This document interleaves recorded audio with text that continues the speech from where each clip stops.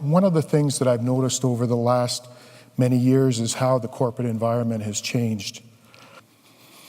And I wanted to start out by talking about a famous philosopher you may have heard of, a fellow by the name of Lao Tzu. And he said that the journey of 1,000 miles begins with a single step.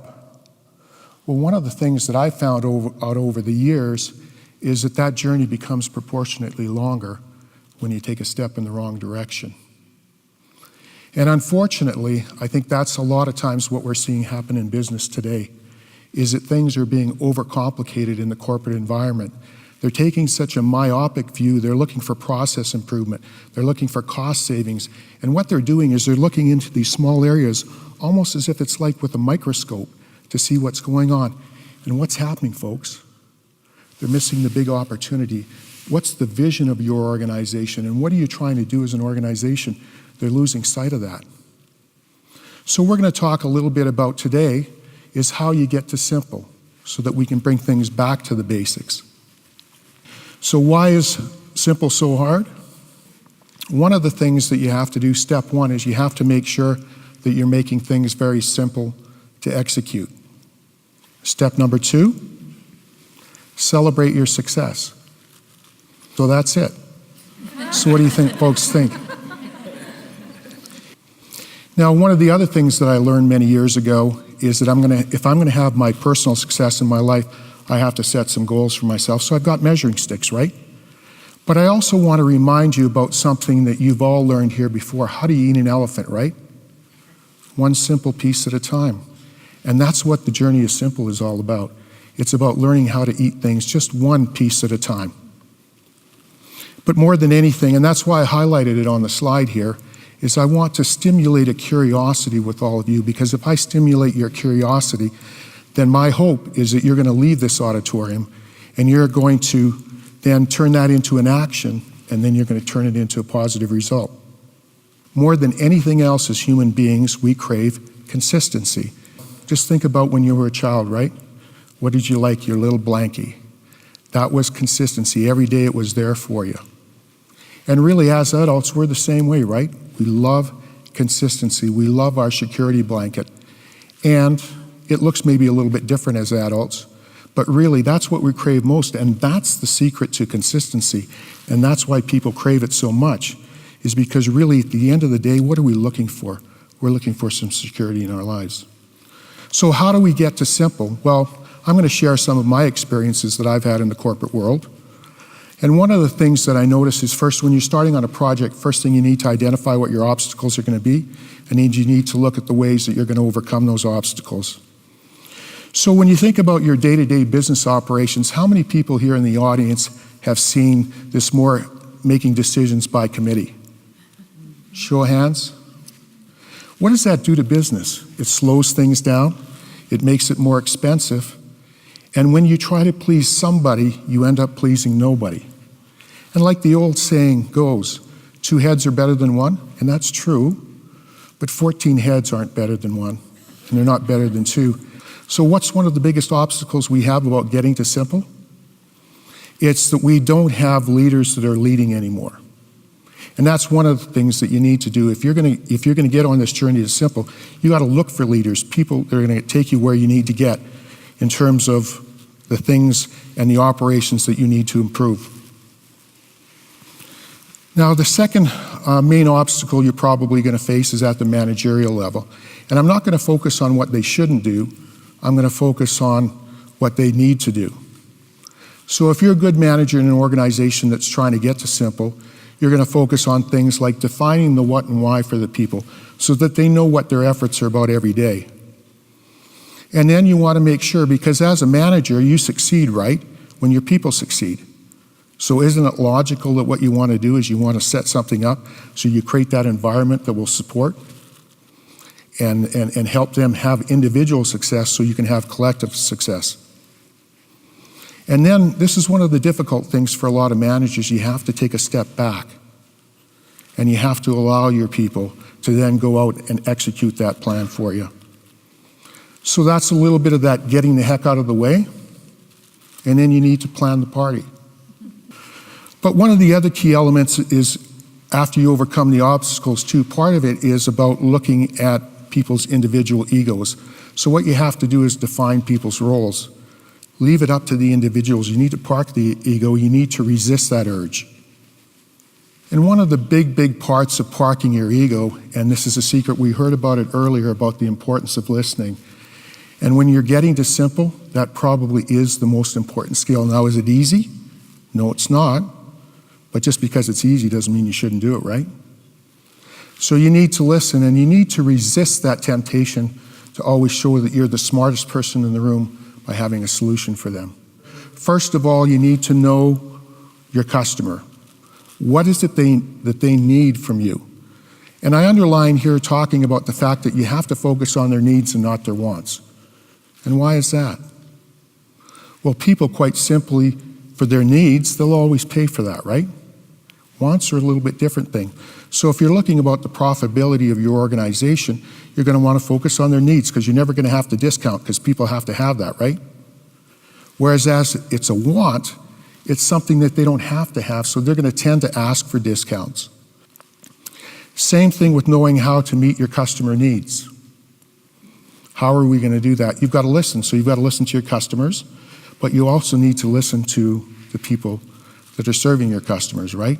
Because they're the ones that have those personal relationships.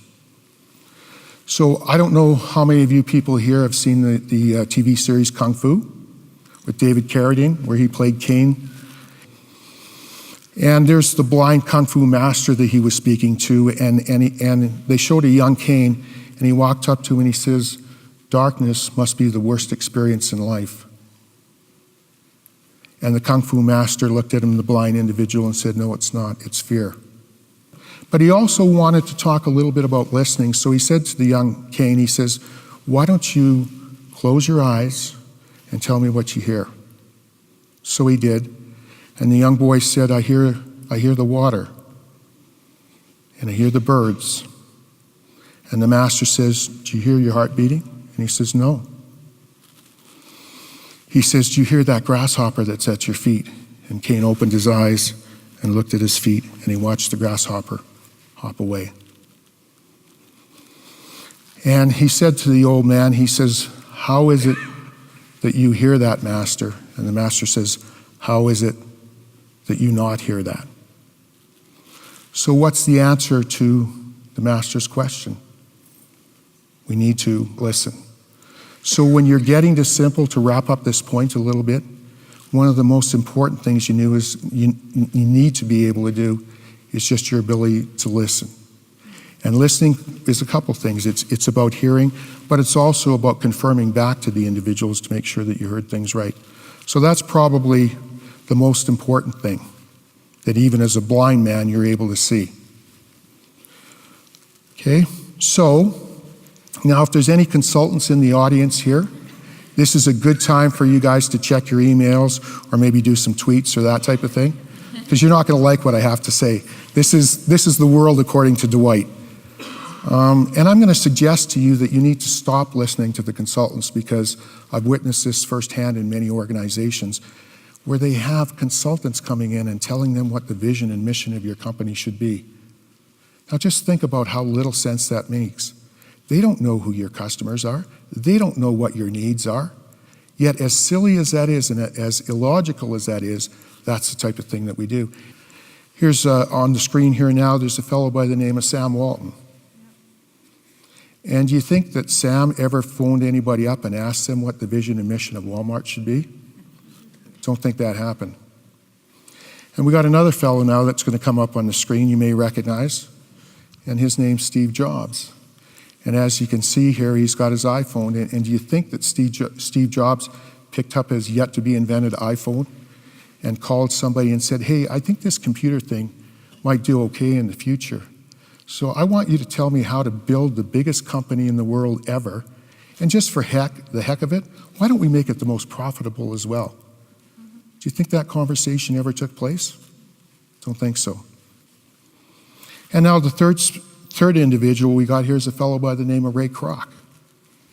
And do you think that Ray Kroc ever got a hold of anybody and said, "Listen, I want to know what a best-in-class hamburger operation looks like"? Didn't happen. In fact, as far as I know, the only person that Ray ever took advice was from his wife. And she had a great idea for him. She said, you know, it's always the women that take the kids down to the hamburger restaurant, so why don't you make the parking stalls a little bit wider?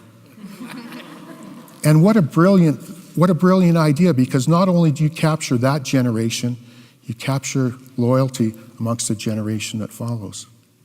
There is a fourth person here, and now can anybody guess who this is? That handsome young fellow is me.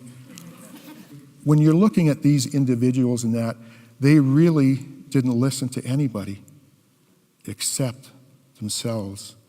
They looked into their hearts, they looked into their minds, they listened to people, and then they built a solution that everybody in the world has to have. So does this simple thing really work? Well, think back about the examples that I've given to you. McDonald's. Does anybody in this room think that they make the best hamburger in the world? Probably not, right? But we love McDonald's because we know what to expect. They're consistent every day. No matter where we go, it's there. And they have a very simple menu. And it doesn't matter which drive-through you go through, you're treated the same way. Consistency of experience works. It's turned them into the largest restaurant enterprise in the world. Same thing with Walmart. They've got very simple, basic principles about how they operate their business. And they've stayed true to it for decade after decade after decade. Is Walmart perfect? No, but they've proven that they're better than everybody else. And that's what it's all about. And then you take a look at Apple Computer. What do they have? 6 products, right? 6 basic products that they have going in the market. And one of the things that Apple is known for, they brag about the fact that they don't get involved with good ideas or even great ideas. They only focus on the greatest of great ideas. And that's what that's why Apple's so successful. And that's the great news, is that you don't have to be perfect. You just have to be better than the other guy. And you do that by being simple, because that allows you to reach consistency. But there's another little fellow that I want you to meet, and his name's Jackson, and he's called the Zamboni Kid. And Jackson, to me, signifies simplicity in the best way possible. He's got a rink in his backyard, but he wanted to have nice ice just like the favorite NHL team that he watched. So Jackson, together with his father, they didn't focus on what they didn't have, they focused on what they did have, and they created a solution. So as you can see, he's got his Rubbermaid container, put some hot water, some holes in it, put a little towel, got some clamps on it, and on his tricycle.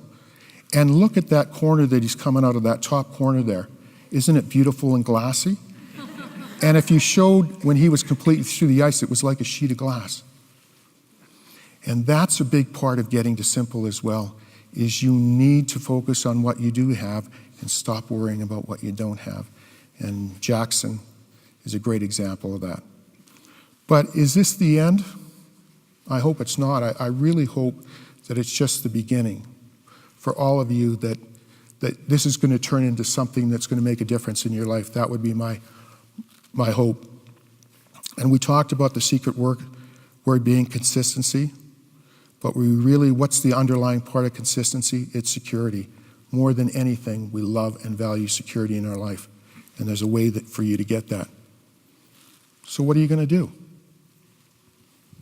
The choice is now yours. So I do hope that you leave this hall today maybe a little bit puzzled about some of the things I talked about. But I want to close my presentation talking a little bit about the farmer and the seed. I sincerely hope that a little seed's been planted in all of you. But I like to be real, and now the decision and the responsibility shifts to you. Are you going to take this seed and you're going to water it and put it in the sunlight and see it grow? Or are you just going to let it die? I thank you for joining us here today, and I wish you the best of luck.